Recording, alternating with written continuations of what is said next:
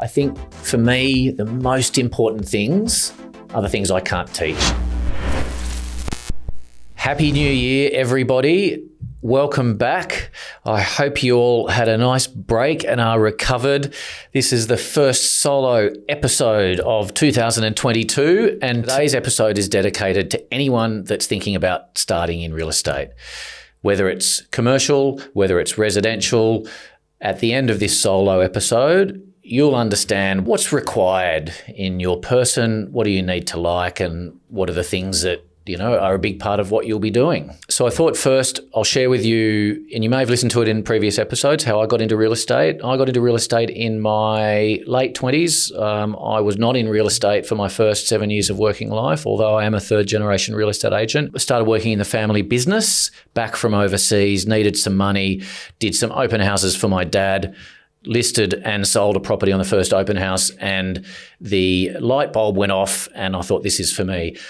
What I really liked about it, the real estate, what I really liked about it, that first open house, I loved the people contact. I loved standing there, taking people's names, greeting them, talking to them, finding out what they're looking for, and really going out and trying to find it. Most of all, I really liked the people contact. I also really liked this first open house was super busy. There was, from memory, there was about 30 odd people that came through, which was back then was a lot of people. So busy, fast moving, that really worked for me. Total ADHD mind, need to be busy, need to be doing a lot of things at one time. So really enjoyed it. And I thought, this is it. This is my thing. You might think, okay, yep, you were a third generation real estate agent. It was probably natural for you to go into it. And yes, whilst it wasn't natural, in the end, it is definitely my fit. And I had the opportunity because my family were in it. If your family's not in real estate, there's still plenty of ways to go about working out, A, if you think it's for you, and B, how to make a start in it. One of the things that I think is a good sign is if you really like looking online and property, and back in my day, looking at the property. I always actually really enjoyed looking at the property papers. If you found yourself buying a property and you really enjoyed the process, bingo, that's obviously a strong sign. Other ways to work out whether it might be for you is there's many different real estate portals that you can sign up for free. You can, all of the commercial real estate websites, realestate.com, commercial real estate, development ready, plus Real Estate Institute New South Wales. There's a whole list of places that you can sign up for and get regular emails. Another one is called Urban Developer, the AFR, Australian Financial Review, Sydney Morning Herald. Every day there's property pages. Just become an engager in all of that sort of content. Trust your gut and you'll understand if it's of interest to you. I think another really good way to work out whether it's really for you, and this is probably once you've sort of done a bit of dabbling in it, you actually thinking, look, I think this is for me, is going out and approaching real estate agents and saying, can I come and do a week's work experience with you? Can I come and do open houses with you on Saturdays? If you work in another industry, Monday to Friday, honestly, there will not be too many real estate agents that, if you're well presented and professional, that won't want a free hand putting up signs on the weekend around the open house directional signs or taking names at the front door. That's easy. So if you're in your local area, find out who the agents are and you'll know by all of the signs. Get on social media and search real estate in your suburb and you'll see the who's who in the industry. You'll also get a really good, and I suppose this is the same if you're picking a real estate agent, once you Google the agents, you'll get a really good understanding of who stands out and who doesn't. We're looking to buy a house at the moment. This is another way to find out who the right ones are to work for and who are not. We're looking to buy a house at the moment, and I had a really interesting experience yesterday. Went to an open house with my wife. The absolute difference between the first one to the second one in terms of the welcome we got, just the energy, the vibe, it couldn't have been any more black and white. Second one was 3 people there, really vibrant. How can we help you? Come on in. Isn't it a beautiful day? First one, tired, obviously been doing the job way too long, needed a break, uninterested. And so going to open houses is a really good way of getting a bit of a vibe for it as well. Free, can do it every Saturday. So plenty of yards in that. If you're looking to get into the real estate industry, my recommendation, and you think commercial might be your thing, fair enough, you get your weekends off. My advice is start in residential. I started in residential. The reason why I think that is the way to go is because if you can be successful in residential real estate in Sydney, commercial is a breeze. Residential real estate, it's hard work. You don't get paid a lot of money. It's high commission, low salary, and it's a grind. But it's not a grind if you love it. It's hard work. It's 6 days. And actually, if you're really successful, it's 7 days because people want to talk to you all the time. And if you don't take that call, someone else will. I did resi for 10 years, and honestly, Parramatta, I was up at 5:30 in the morning, sending brochures, printing them in the office, going and knocking on people's doors when they were going to work in the morning. This is the sort of stuff that you've got to get a taste for, because if you don't love it, you won't last, because it's hard work. In my view, if you're young and you want to get into the industry, residential before commercial, and then get a taste for it. If you're successful in that, commercial will be a breeze. Great thing about real estate is it's a very entrepreneurial business. You're your own little business within a business. You're obviously competing with competitors in the market, but you are also competing with your own team members within the office, and the right office will have the right culture to support that, but for it to be healthy and fun. There are offices where that can be toxic and not a good place to work.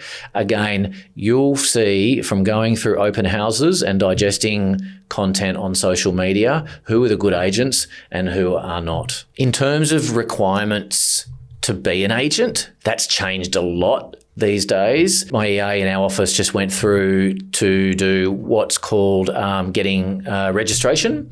So there's registration and there's being a license holder. Registration it's all online.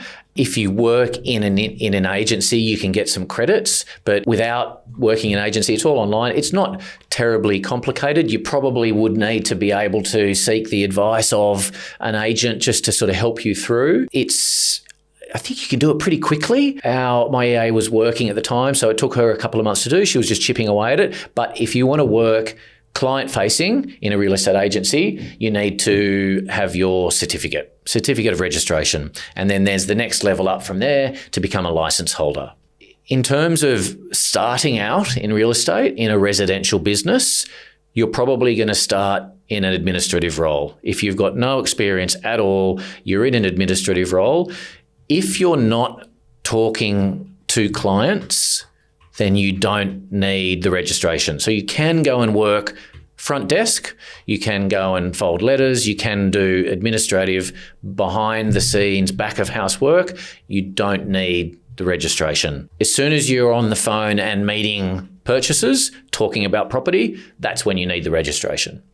So if you're a young person wanting to get straight out there and attending open houses, talking to buyers, which there's plenty of gigs for, then you need to be registered. So the general path to going into real estate is you want to be an agent. You want to earn a lot of money. You want to enjoy what you do. To be an agent in commercial and real estate, the period to get there is different. Residential, really, you would start as either administrative and then go into what's called a sales support role or sales associate, where you are helping an agent. You're helping a lead agent by attending open houses, taking down names, calling people for potential new business. When your lead agent sells a property, you're going to be calling all the owners around this listing saying, hey, we've just sold this. There's a saying in real estate, tell them that you've listed it, tell them that you're selling it, and tell them that you've sold it. So 3 points of contact to all of the neighbours. DL brochures in the post, in the letterbox, you'll be delivering them. You'll be calling, getting details of potential future sellers and saying, hey, you're delivering some valuable information. All homeowners want to know what their property's worth and what's going on in the area. So you're calling them to give them the information, but also to get their information and see if they're interested in being on your database so you can keep in contact with them. That's the very first point of collecting data. Most important word in real estate. It's all about data. It's about collecting people's details, starting a relationship with those people, providing good, honest information, non-salesy, just keeping people up to date with what's happening in the market. So as a starting out residential agent, you're probably likely to do all of these things for, look, it can range really from 6 months to 2 years, and there's various structures these days in sales associate roles that allow sales associates to stay in the role for longer and earn more. So then by the time they get to be an agent, you've got your own client base, and it's an easy trend sort of across, as opposed to sort of being jumped straight in the deep end and you don't have a lot of leads, you don't have any data and that sort of thing. So 6 months to 2 years to start in a sales associate role. My advice, the longer the better. In commercial, it's about the same. Classic example in commercial, one of my number one employees, Sam Hadgelis, started with me in a sales associate role in commercial. We call it an analyst. He was in that role for 2 years, went into sales. Took him another 2 years to 3, which is standard, to really start making some good money. What's required to list property in commercial is different in residential. Your relationships need to be stronger, and they take longer to create relationships in commercial because you're selling different sorts of assets. The gestation period for doing deals is quicker in resi. That's why it's good to start in resi, because you can get into it, you can earn some money. It just takes longer in commercial than if you do resi and you choose to get into commercial. It's an easy game. Let me tell you, if you've been able to follow a process, and it is a very simple process, it's just all about discipline. It's making lots of calls. It's doing a whole lot of really basic things all the time, over and over and over and over again. I call it basic because it's not hard to do, but it's hard to follow through with the discipline. So that's the difference. If you've achieved that in residential and then you come into commercial with that mindset, you'll absolutely brain it. I think a lot of agents can come into commercial from uni and that sort of thing, and that's great, that's fine. I personally love to hire agents that have been successful in resi, because you've done it in resi, you'll do it in commercial really well. So you're probably thinking, how much money can I earn? How quickly? So residential real estate, I think the award is $45,000 or $50,000, but you're young. You're starting young at that age. So you can actually, if you're a gun and you work your guts out and you're working 6 days, you can actually earn good money in the first couple of years. You could probably earn over $100,000, probably take a couple of years. If you're starting out in commercial, again, depends on your age. If you're young, straight out of uni and at mid-20s starting in commercial, it's probably 60, 65 grand, and probably you're on that salary for a couple of years before you can start earning commission. Residential, you can earn commission earlier if you're a gun. So barrier to entry into real estate is pretty low. Like, anyone can really get into real estate. So obviously a lot of people start real estate and the pool is deep, very competitive, and then not a lot of people continue with it because it's hard yards.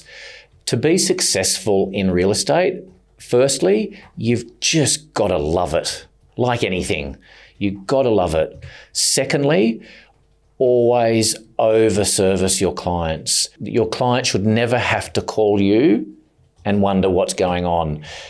Thirdly, It's a long-term game. You're not here to make a quick buck. I've seen a lot of people come in and want to make a quick buck. It's not about this deal. It's about the future relationship. My good friend Tom Panos has a great saying, you can't have commission breath. My dad also says to me very early in my career, never count your commission until the deal's done. Don't think about the fees. It was same as our recent guest, Craig John, said. You got to, A, love what you do, but you can't be thinking about the money. Real estate is a long-term game. The longer you're in it, the better you do. It's all about building trust. People have to feel that they can trust you. No one's going to sell their property through you, commercial or residential, unless they trust you. I actually think it's not a sales job.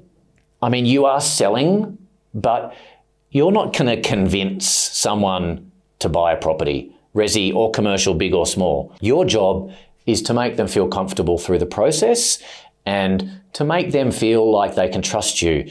So you're representing your vendor the right way because you're welcoming to buyers, you don't have commission breath, and you're not just sweating over making this deal happen. You've got to do the right thing by everyone. And once you have that mentality of doing the right thing by everyone, it might mean losing a deal or two here or there. So what? You will be remembered forever. Skills needed in real estate. Firstly, and I'll say it again, you've got to love what you do. For you to love real estate, you got to love being super duper busy. Got to love being busy because there's always 1,000,001 things going on. You've got to love pressure because you've got targets to hit. If you don't thrive under pressure, real estate's not going to be good for you. Me, I absolutely thrive under pressure. The more pressure I put on myself, the more I thrive. And it's like anything. If you put yourself in the situation where there's no other way than making it happen, you got to make it happen. Also, very important quality is wanting to do the right thing. You got to want to do the right thing by your buyers and your sellers. That's probably the most important thing. Got to be able to work hard, happy to do long hours. I do long hours every day and I could still stay there till late at night. I'm 49. And again, like anything, if you love it, long hours go in a few minutes. In terms of academic skills, really, not many. Like I didn't go to uni. I mean, back then, uni wasn't as important these days. I think it's probably, you definitely don't need uni to get into residential real estate. Getting into commercial real estate these days, a uni degree, doing the property degree, for me as an employer, I really find that valuable for a few reasons. So residential, you don't do a lot of writing. You don't do a lot of mathematical equations. So you don't need a lot of skills. You need to be able to build trust with people. You need to have empathy. You need to be naturally street smart. I know people that have left school in year 9 and are multimillionaires by the time they're in their early 20s because of real estate. If you've got that, just that street smartness and just being able to be a chameleon, being able to blend in to any sort of situation at all and make people feel comfortable. That's what you've got to be. You've got to be a chameleon. Commercial, little bit different. Writing skills, definitely a plus in commercial. That's why I like people that have been to uni because they've written assignments, because in commercial, when you're writing IMs and what we call submissions, are quite lumpy documents sometimes, and you need to be able to communicate well both in the written and spoken world. You need to be able to write and speak very professionally in the commercial realm. The things that I'm looking for in commercial real estate agents, we spoke about the skills that you need and academically. I think for me, the most important things are the things I can't teach. Character, ethics, hard work and integrity. Just wanting to do the right thing and be a good team member, someone that's good in the community and just wants to help. If you're in Sydney and you wanted to reach out and have a chat, I love talking to young people coming into the industry. Would love to have a chat with you if you're interested in finding out a bit more about commercial or residential real estate. Reach out to me on social media. Love to have a chat. And that's this episode done.